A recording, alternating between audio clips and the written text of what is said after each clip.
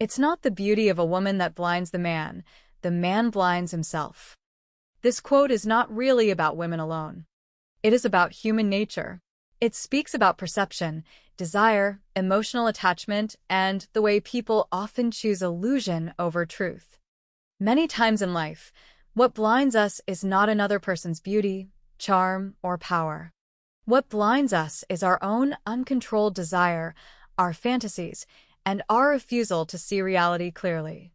A beautiful person may attract attention, but attraction itself is not the problem. The problem begins when admiration turns into obsession, when emotion overpowers wisdom, and when a person willingly ignores warning signs because they want the fantasy more than the truth. This is why people often say, love is blind. Love becomes blind when emotions become stronger than judgment. A person may overlook disrespect, manipulation, incompatibility, or even betrayal simply because they are deeply attached. They stop seeing the person for who they truly are and start seeing only the version they created in their mind. The blindness does not come from beauty itself. It comes from projection. Sometimes a man sees beauty and immediately imagines perfection. She understands me. She is different. She will complete my life. She will heal my loneliness. But often, he is not seeing the woman clearly at all. He is seeing his own desires reflected back at him. He falls in love not only with the person, but with the dream he built around her. This happens because desire has a powerful effect on perception. When people strongly want something, they naturally ignore information that threatens that desire. The mind becomes selective. Red flags are excused. Bad behavior is rationalized. Warnings from friends are dismissed. Pain is tolerated longer than it should be. In many cases, the person was never truly deceived. They deceive themselves. That is one of life's hardest lessons. People often see what they want to see, not what is actually there. This idea extends far beyond romantic relationships. In life, many people blind themselves with ambition, greed, ego, status, or fantasy. Some chase money, believing it will solve all their emptiness. Others chase validation, beauty, power, or attention. They become so emotionally invested in the outcome that they lose the ability to think clearly. Desire, without self-control, clouds judgment.